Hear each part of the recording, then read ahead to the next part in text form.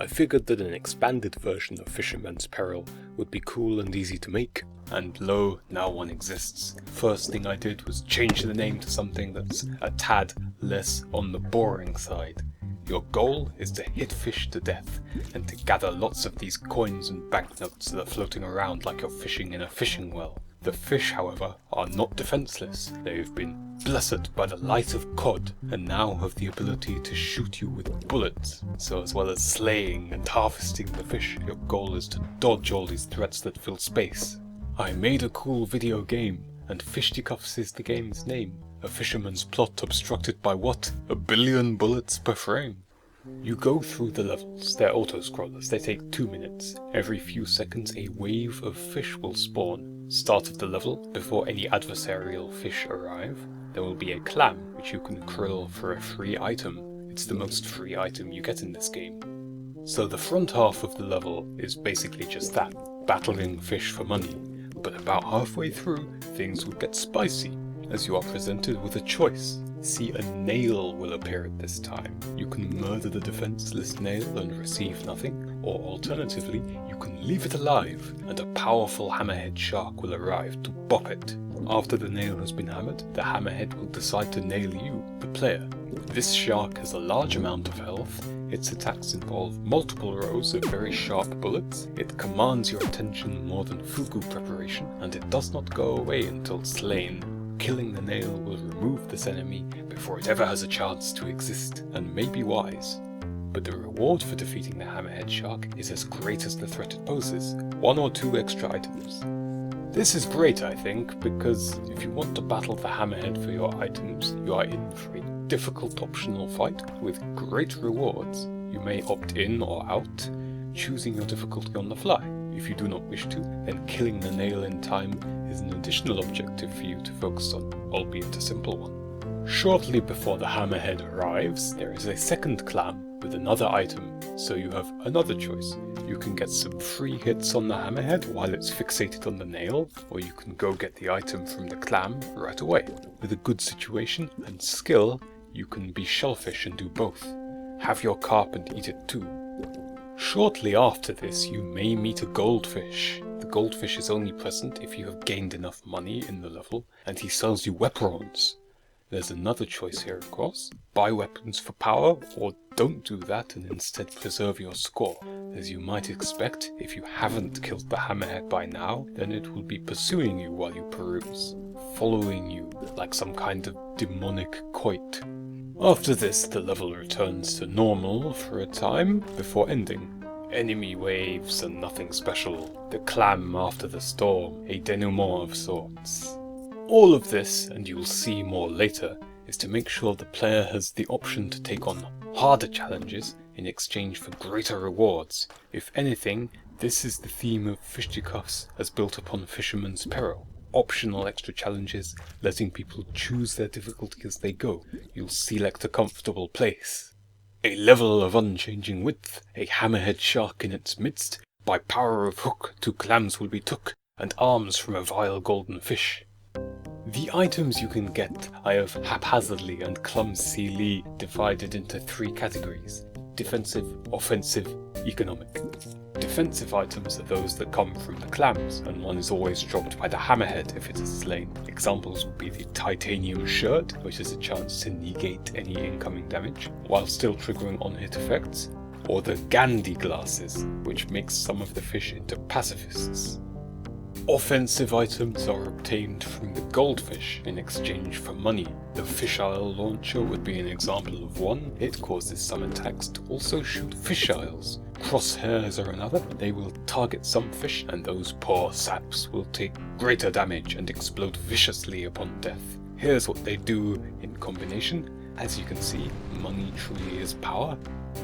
Economic items are rewards for not taking damage. You can get 1 from a treasure clam that spawns if you go an entire level without taking damage, and the hammerhead can also drop 1 if you have not yet been hit in that level. Compound interest is one such item. It gives you extra money based on your combo. Special offer is another item that has a chance to double any future items you pick up. So your reward for not getting hit, aside from the health that you retain, is more money, or items, more GDP. Between offensive and defensive, there is a choice to be had. Defensive power comes from fighting hammerheads and getting the extra item every level, and there's theoretically no reason that you can't do that while also buying out the Goldfish's wares, but practically, a lot of the offensive items he sells are hard to control or AoE items that can easily end up destroying the nail before the hammerhead arrives, so there are trade-offs to learn about. This is no simplistic turn your brine off kind of video game.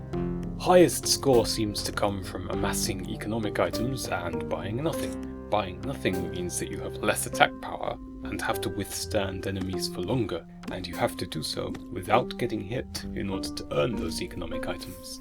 Essentially, the highest score comes from the hardest way to play, as long as there's not a more profitable way to play that I don't know of. I think that's a fair situation if it's reasonably fun to play like that, and if it is such.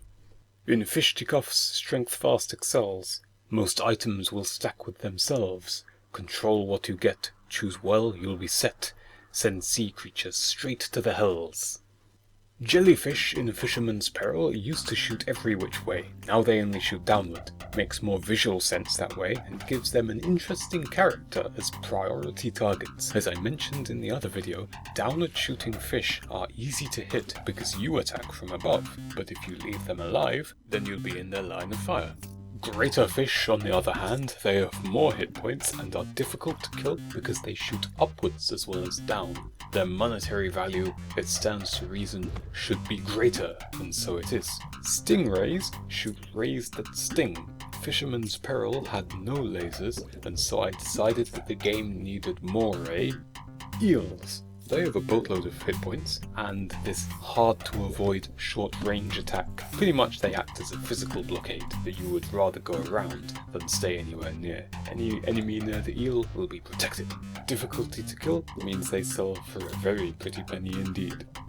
Valuing the fish has proven to be an interesting task. I settled on giving fish more money worth based on how much HP it has, how dangerous it is to attack, and less value if it's otherwise useful to fight. A good example of that third point is the fished, a fish with fists. It follows you around as long as it stays alive, so killing them is so useful that it's a hair short of mandatory. Even though it has 4 hit points and is moderately dangerous to attack, it's not worth that much money. The meat of your reward for killing it is that you're no longer being chased. Anglers are still horrid, but I'm better at fighting them now, so they seem less horrid. Clownfish have only 2 HP, but are the epitome of something that's hard to attack. They keep juggling their bullets above them, so you can't really get at them. Fish with guns. I mostly just added because the image of a fish holding a gun is funny. Boids are more or less what their name says. Sometimes they poop out a bullet behind them, but this isn't terribly common. Very easy to avoid. The dodge takes not much. The sea's fish endanger your quest. You'll bop them and dodge, do your best. You'll have much to gain, all fish must be slain, and up on your laurels you'll rest. I may have wanted to make the game larger in some aspects, like adding meta progression, more levels, alternate paths, but these things are bells and whistles, for which the result is perhaps not worth the time and work it would take. See, adding all the features you think of to a game is Sisyphean. It never ends. I have already added a bunch of things that I mentioned in the Fisherman's Peril video, and now I have a big list of things that I would have liked to put into Fishticuffs. Stands to reason that if I were to implement these things, then I would have another big list, which if implemented would yield another big list, etc. No, the way to go is to cease development in a timely fashion and make sure that what is there is polished. That said, I am occasionally adding new things even now as I write this, so perhaps it behooves me to get a face full of my own advice. If release day comes and some new feature is super bugged, then instead of advice, it shall be egg upon my face. Perfection, the foe of the apt. Development may keep you trapped. Could go on for years, one's sensible fears. Wise choice then to keep its length capped. Speaking of release day, it's coming out on the solstice. There's a Steam page where you can fish list it. Please do. I'm out. Man overboard. Whee!